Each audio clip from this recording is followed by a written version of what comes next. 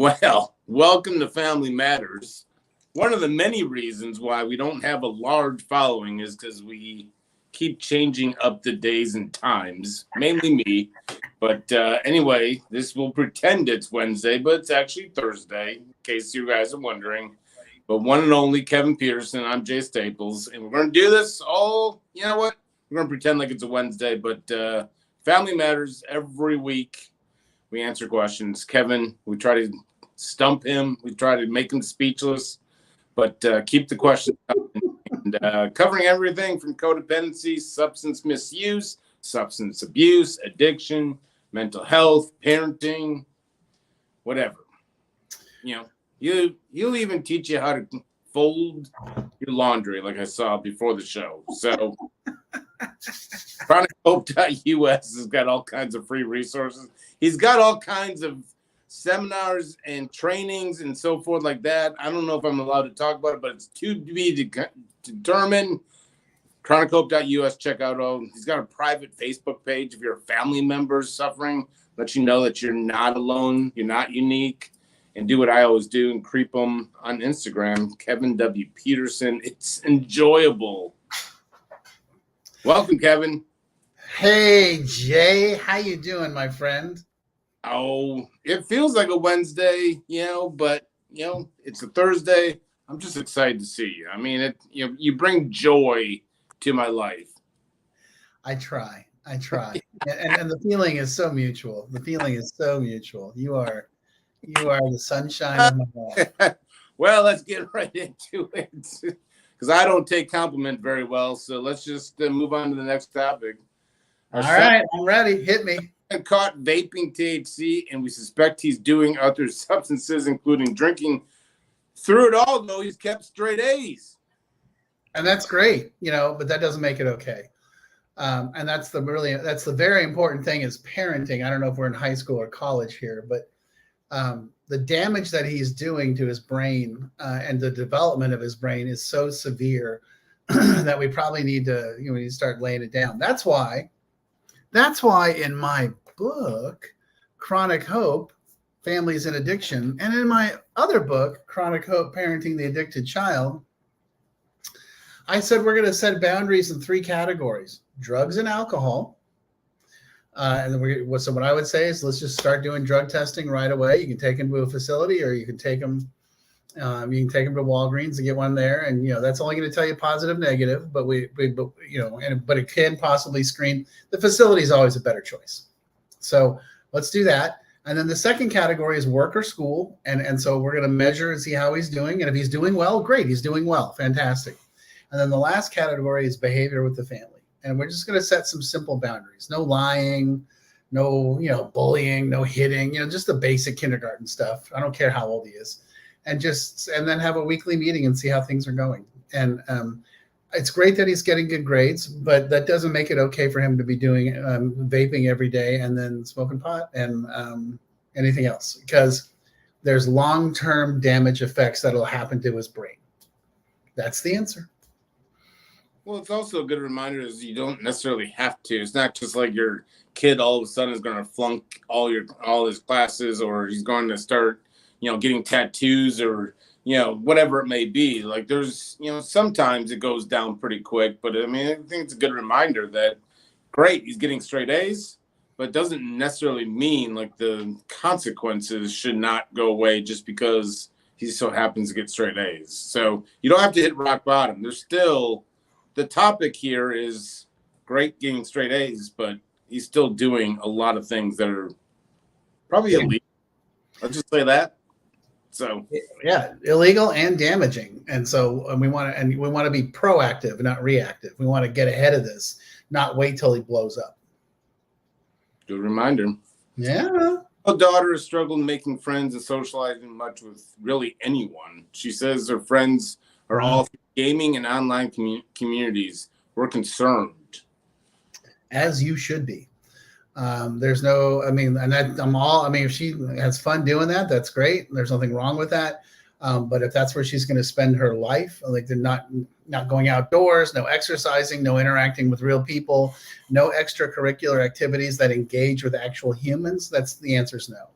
the gaming and the online stuff can be something she does after that, but not as her primary source of engagement. There's all sorts of studies that show that this is just an incredibly bad choice for her developmentally, for her brain development, for her social development, her emotional development, and let's be clear, I don't know how old she is, but I know 16, right? Yeah. So a lot of online predators out there. We want to make, and I'm not saying she can't game, quite the opposite. But I want to see if she's going to be doing a couple hours a day of gaming. I want to see at least a couple hours a day outdoors, out of the house, doing something, interacting other than school. And to me, that would be, the gaming would be a reward for participating and doing all the other stuff.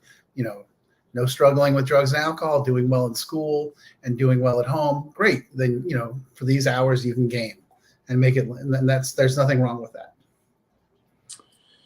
Not to say that this isn't a problem right now, because I think it's a huge problem, especially with younger people, but I'm just seeing more and more. I'm just, I've dealt with a wife of a mid-30s. Yeah. Very, what I'm just saying is, I've been saying this, and I think others, smarter people than me, are now saying it. This is going to be a huge, huge problem. There's a big wave, in my opinion, all purely my opinion, that this online addiction and electronic addiction, gaming, porn, everything that's in your handheld computer, which is a phone, I really, really believe that we're going to see a tidal wave of whatever you want to call it, online addiction or game, whatever it is, but people not socializing, staying online. I agree entirely. It concerns me that that people start getting themselves immersed, and let's be honest, it triggers all the same brain points and all this.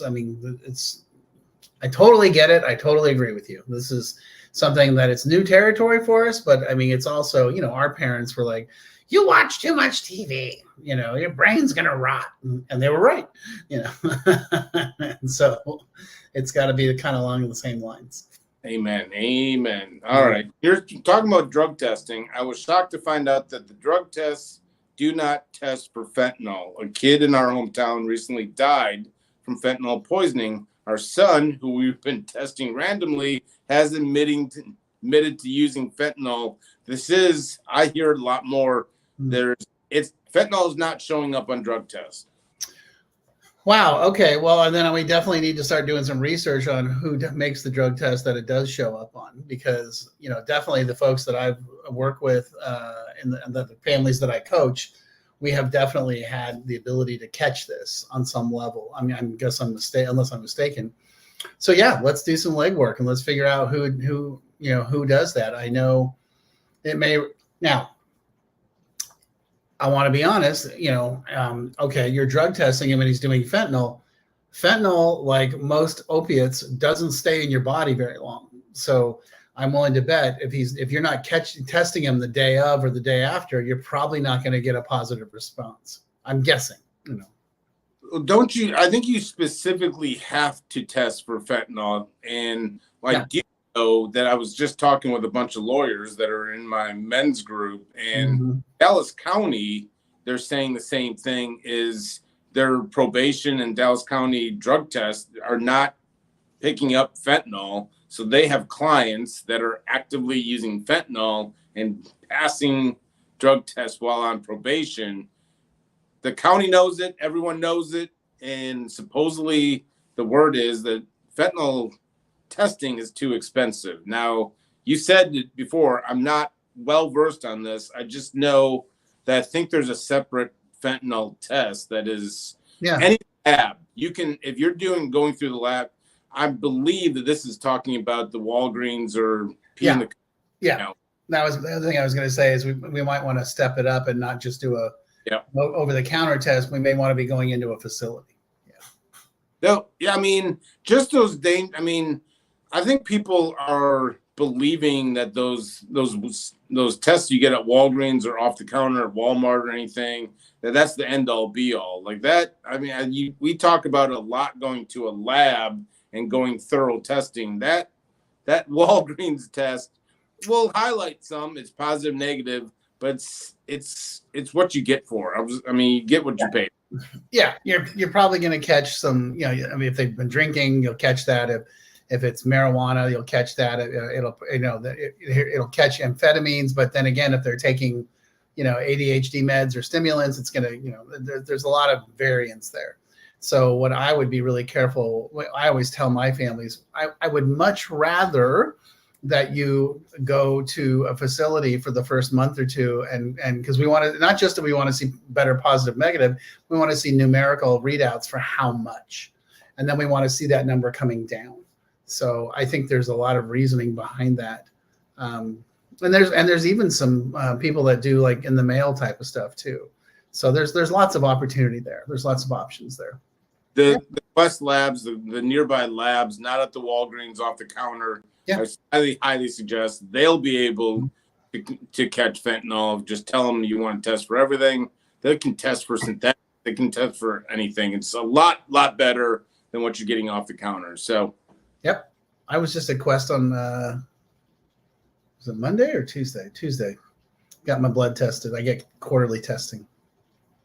Did you pass your UA? Yeah, that was not a problem. My cholesterol's low. Well, that's good because I've been worried about you. I know. You put UAs. I can only so the holiday cheers. I know, Kevin, you want to talk about, and there's different cheers. Some old Jay definitely took advantage of the holiday cheers. Yeah. Talk to him about holidays, kind of. Well, the holiday stuff is really significant because for someone who's getting sober or newly sober or even been around for a while, and even for the families of these people, holidays always get a little twitchy and everyone gets a little unsure what to do, how to play, what's going on. And so for the individual that's newly sober or struggling with sobriety, let's be clear about a couple of things. You don't have to go to the party if you don't want to. You're not obligated to. If that's something that makes you feel unsafe or uncomfortable, don't go. And that's perfectly okay. They'll be fine. Nobody will care. Trust me. I mean, for me, at least, every time I didn't go to a party when I was first sober, I was like, oh, what are they going to think? And then they're like, oh, you weren't here? I didn't know. Nobody cares. I'm like, oh, I'm not. Really? Okay. I'm not the most important person in the room. No. Turns out you're just one of the guys. And that was number one. Number two, if you do go, and this is something I learned early on in sobriety, and I think this is really important. When you go to a party, regardless of what kind, the first couple hours are always the socialization. Everybody's having a good time. Hey, how are you? This is my wife. This is my husband, girlfriend, boyfriend. These are my kids, yada, yada, yada. And everyone's chitty chatty, and it's really no big deal. At some point in the evening, things turn. And it's the people that are there to get it on, to rock and roll. And those folks, and the other folks go, and those folks are like, now it's time to rock, and you can feel it in the room. You can physically feel the difference in the room. Volume goes up. People are like, hey, what's going on? And that's when I'm like, oh, gotta go. Peace, and that's when I walk out the door. And again, the parts people are like, well, I don't want to be rude. I don't want to, well, they're going to be mad. I'm like, they don't care. They won't even know you left. Don't worry about it. But it's okay to put your needs first. It's okay to take care of you. Nothing wrong with that. Absolutely 100% okay. Flip side of that equation is the family. Like, oh God, what do we do? It's Kevin's first weekend or first holiday sober. How do we handle this? It's first things first. Talk to him and say, hey, you're coming home. Is it okay if we have alcohol? I mean, my position would be, you don't got to quit drinking. I got to quit drinking. Now, that being said, if the whole family is going to get housed and wasted, then that's probably not a good environment for me to be in. And that's something I got to take care of. But the family can be a little bit more recognizing. Like I always tell people, hey, if he was coming home from a hospital because he had leukemia, you wouldn't smoke in front of him, but if you want to go outside and smoke, knock yourself out. It's perfectly okay. And when somebody's new, they need a chance to sort of get accustomed to the situation. But again, most people I know are like, yeah, have a glass of wine. I don't give a damn. That doesn't bother me at all. But the other thing is, so talk to them and just say, hey, you're part of the family. Well, what's the best move here? How can we play this best? And you don't have to treat them like they're fragile or made out of china. They're going to be okay, but just include them in the conversation. Talk to the new folks. Have options. And by the way, Diet Coke is not an option. Diet Coke is one. You got to have more than Diet Coke. Have some juice, have some sparkly water and some juices, and have a good time. And holidays are about the family being together, having a good time, being with your friends, and that sort of thing. The other side of the holidays, and this is very important to talk about, is there's a lot of people that really struggle in the holidays because they don't have their families with them, because they don't have their loved ones with them. People have died, they've moved on, they're divorced, whatever. And so, I always try to tell people, hey, reach out to your friends that are alone and see if they want to join you, hang out with them. I was always the guy that was like telling my parents, hey, look, I got a couple of guys here that can't go home. And so do you mind if they come over for Thanksgiving or Christmas Day later in the day? And they're like, oh, yeah, sure. It's no problem, and it creates a great distraction. Everyone focuses on them, not on you. That's always a good choice. But, the other side of that, too, for me, Jay, is that 9 years ago in 2014, my mom died the week of Thanksgiving. And so, the holidays have taken on this very strange, and my dad died 2 years ago in July. The holidays now have taken on a very interesting space where I enjoy myself, but I'm also very sad because my folks aren't there. And my mom struggled with prescription drugs, and my dad and I had a super prickly relationship, but I still miss them, and I miss them desperately. And I would do anything to have them back, So I think people have to be aware of the fact that it's okay to have the duality of emotions around the holidays and have both feelings, that you're excited to do what you're going to do, but it's also, there's a time where you're kind of like, oh, there's a certain sadness that can come with it as well. And it's okay to embrace both and be present for both. You don't have to drink. You don't have to use drugs. You don't got to game. You don't got to go porn. You can just be in the moment and feel the moment. So I don't know. That feels a little preachy, but the truth of the matter is it's the truth. That's the reality of the situation, is that there's a lot of pressure to be like festive and fun. And some people are like, ugh, holidays suck for me. I'm like, okay, well, let's talk about that. And that's a great time to reach out for some help from a mental health professional. Done. Tonic water and lime, Sprite, lime, even water, lime, sparkling water. I mean, that got me through a lot. And just carrying around, if someone asks, you want another one, just say I'm driving.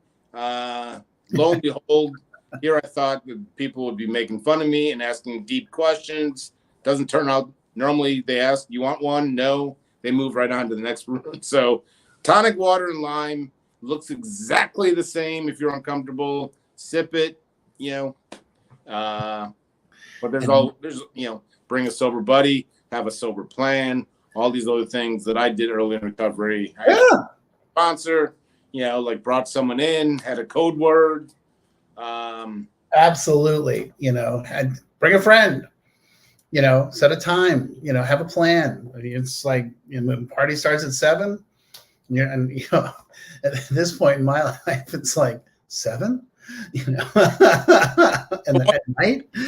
Like my mom would always say, like, nothing good happens when the street lights come on. I use nothing good happens when the music starts at a holiday party, because normally, like you were saying, they do the food, they do the laughter, probably a gift, whatever it is. And then all of a sudden the music, what you said, starts getting turned on. And I'm like, uh-oh, I can feel it. And I'm like, I'll see you guys, nothing good. Like I've never once lost out on when the music went up and the people started having holiday cheers. You can fail easily and be in bed. Boom. And just in general too, like the holidays, holiday parties, being on the road. I like just kind of being home early. No worry about DUI drivers. Everything has been so much easier in my life. I'll just say that. Although I do like driving through the DUI checkpoints now. Never done one sober. I've been through a couple, and they're just kind of like, "Hey, what's up?" You're like, and they look at you. You're like, "Just get out of here." And but on a New Year's Eve party one time, I went to an AA New Year's Eve party, and on my way back home, I floated a stop sign, and that cop was right there, and he was just like, "Hi," and I was like, "Oh shit," and he was like, "How you doing?" And I'm like, "I'm okay." He's like, "So how much did you have a drink tonight?" I'm like, "I didn't have anything to drink tonight." He's like, "Well, when's the last time you had something?" I said, like 1991. And he was like, "Oh, really?" And I'm like, "Yeah." And I showed him my coin, and he's like, "Okay." He goes, "This is we were obviously doing DUI checks," and he's like, "Go home, call it a night." And that's what I'm heading home. I'm out. And he's like, "Go home. Have a nice evening." And I was like, I could see he was just like, "I'm not writing you up for a stupid stop sign violation." Yeah. I'm like, he thought he was going to put me in the back of the car. Well, you know what? It's I'm gonna start looking. I'm gonna drive around looking for, because anytime I was drinking, they always found me. I don't understand it, you know? Oh yeah. Oh yeah. Oh yeah. Well, we're gonna do this probably again next week. Yeah, next week, let's see. There's a football game next Wednesday night, but I'm okay for half an hour. I can survive. Oh, I thought it was the 20th. Oh no, it's the 27th. I lied. We're cool. And it's not till 8. Everything's fine. Everything takes care of itself. We'll do this again next week. Keep the questions coming. If you're watching a replay, you see it, type it in the comments, DM me, whatever it is. Keep the questions coming. We'll do this next week. And all right, you're off the clock there, Kevin. All right, sir. Thank you.